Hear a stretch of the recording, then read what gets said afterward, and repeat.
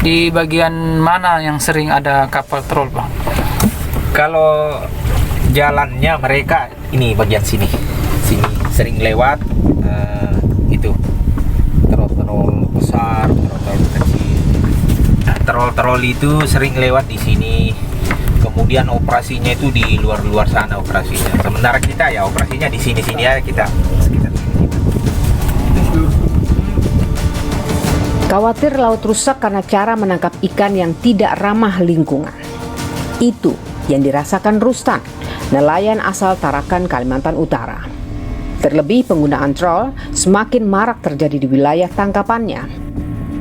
Tak tergoda dengan hasil tangkapan melimpah, ia memilih menggunakan jaring jenis gillnet yang lebih ramah lingkungan.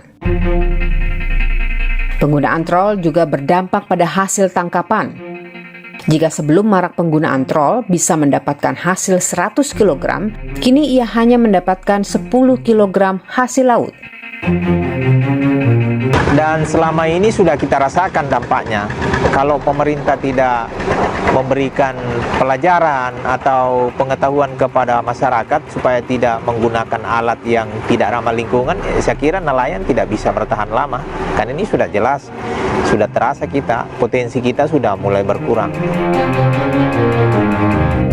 Terkait kebijakan pemerintah mengizinkan kembali penggunaan cantrang. Alat tangkap ikan jenis pukat tarik ini sebelumnya dilarang sejak tahun 2016. Alasannya, penggunaan cantrang dapat merusak biota laut dan tak berkelanjutan. Legalisasi kembali cantrang membawa kekhawatiran tersendiri bagi nelayan tradisional, termasuk Rustan. Kalau wacana pemerintah untuk melegalkan itu, pemerintah harus turun ke lapangan dulu dong, melihat. Jangan karena hanya kepentingan pengusaha misalnya, baru mengorbankan yang kecil-kecil dengan mengeluarkan kebijakan seperti itu. Karena perbedaan antara cantrang dengan trol itu beda-beda tipis saja. Itu 11-12 saja. Cara peroperasiannya sama, kemudian penangkapannya juga sama, kurang lebih. Itu tidak tersisa ini kalau dilewati alat itu. Berdasarkan Peraturan Menteri Kelautan dan Perikanan Nomor 71 Tahun 2016, ada sejumlah jenis trol yang dilarang digunakan. Peraturan ini juga melarang penggunaan cantrang dan sejumlah alat tangkap jenis lainnya. Dinas Kelautan Perikanan di tingkat provinsi memiliki kapasitas pengawasan kurang dari 50 hari.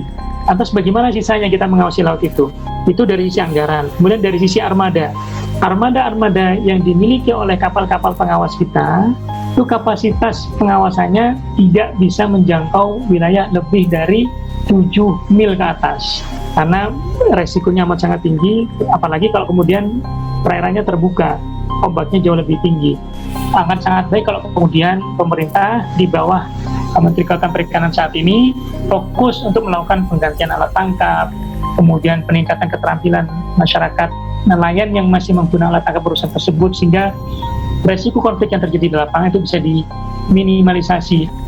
Sementara itu, instruksi Menteri Kelautan dan Perikanan menyatakan ada 8 alat tangkap yang kini boleh kembali digunakan. Salah satunya adalah cantrang. Saat ini Kementerian Kelautan dan Perikanan tengah menyelesaikan pengesahan peraturan menteri terkait kebijakan tersebut. Kita tetap kembali lagi kepada standar-standar yang sudah kita berikan, apakah itu konstruksinya, kemudian ukurannya, cara pengoperasiannya, sehingga kita bisa memberikan izin secara legal. Diizinkannya ini tentu dengan pengawasan. Nah, bagaimana pengaruhnya terhadap nelayan-nelayan lain? Nah, ini kita atur melalui penempatannya. Di mana dioperasikannya pun juga harus kita atur. Bahkan kalau perlu kita atur kapan dia boleh beroperasi. Kapal-kapal semacam ini kita tidak akan perbolehkan sesuai dengan ukurannya untuk mengoperasi di daerah-daerah penangkapan tradisional. Maka semua kapal cantrang nanti akan dilengkapi dengan VMS. Sehingga secara pengawasan mereka bisa diawasi secara setiap saat.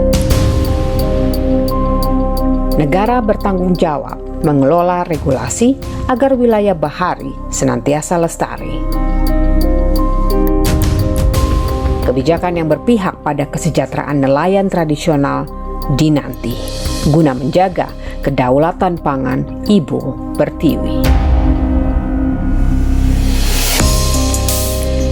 80% dari produksi mereka itu dipasarkan di dalam negeri. Jadi bukan untuk pasar internasional. Jadi kalau nelayan-nelayan kecil kita itu kondisinya semakin berat, ya semakin miskin, semakin tertinggal, maka kita dengan sendirinya membiarkan ya kedaulatan pangan kita dari sektor perikanan itu disediakan ya atau diganti dengan nelayan-nelayan dari negara-negara lain. Ketika mereka masih dihadapkan pada ketidakpastian yang sangat tinggi di sektor perikanan, baik dari hulu ke hilir atau dari permodalan sampai dengan pemasaran hasil tangkapannya, maka resiko yang akan dialami oleh negara ini adalah peralihan profesi secara besar-besaran dari masyarakat nelayan. Ketika proses alih profesi ini terus terjadi, maka yang akan terjadi adalah kita akan makin bergantung pada negara-negara yang justru tidak memiliki sumber daya ikan memadai seperti yang kita miliki.